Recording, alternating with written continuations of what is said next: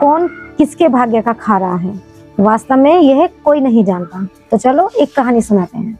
एक आदमी ने बहुत पहुंचे विद्वान से पूछा कि मेरी किस्मत में कितना धन है। तो उन विद्वान जो थे उन्होंने कहा कि तुम्हारी किस्मत में रोज का 1 रुपया है। तो वह बहुत खुश रहने लगा, क्योंकि उसकी 1 रुपये में रोज की गुजर बसर अच्छे से हो जाती थी, तो वो बहुत खुश रहता था। तो एक आदमी ने उसको देखा कि भाई तुम इतने खुश रहते हो, अच्छे से अपना गुजर बसर कर रहे हो, कि मैं अपनी बहन का विवाह आपके साथ करना चाहता हूँ।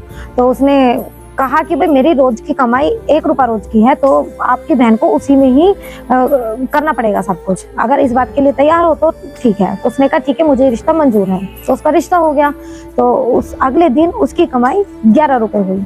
तो वो फिर उन विद्वान के पास गया कि आपने तो कहा था कि मेरी कमाई रोज की 1 रुपए की है, तो आज मैंने 11 रुपए कैसे कमाए। तो उन्होंने बताया कि तुम्हारा किसी के साथ रिश्ता या कुछ सगाई हुई है, किसी के साथ कोई संबंध जुड़ा है, कि हाँ मेरी शादी तय हुई है, तो ये 10 रुपए उसी के भाग के हैं। चलो फिर वो जो है उससे शादी हो गई। ठीक है। फिर उसके बाद उसकी पत्नी गर्भवती हुई, तो उसने अगले दिन 31 रुपए कमाए। तो फिर उस विद्वान के पास गया कि मेरे आज तो मैं हम दोनों की, मेरी और मेरी पत्नी की किस्मत में 11 रुपए रोज की कमाई है, पर मैंने तो आज 31 रुपए कमाए। क्या मेरे हाथों से प्रभु कोई गलत काम तो नहीं हो रहा, कि मैं कुछ गलत काम तो नहीं कर रहा हूँ? कि नहीं नहीं, ये तुम्हारे बच्चे के भाग के हैं।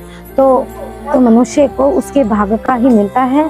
तो घर में किसके भाग से धन आ रहा है ये कोई नहीं जानता, लेकिन मनुष्य को अपने पे अहंकार हो जाता है कि मेरी मेहनत से हो रहा है, मैं कमा रहा हूँ, मैं ला रहा हूँ और सबको मैं ही पाल रहा हूँ।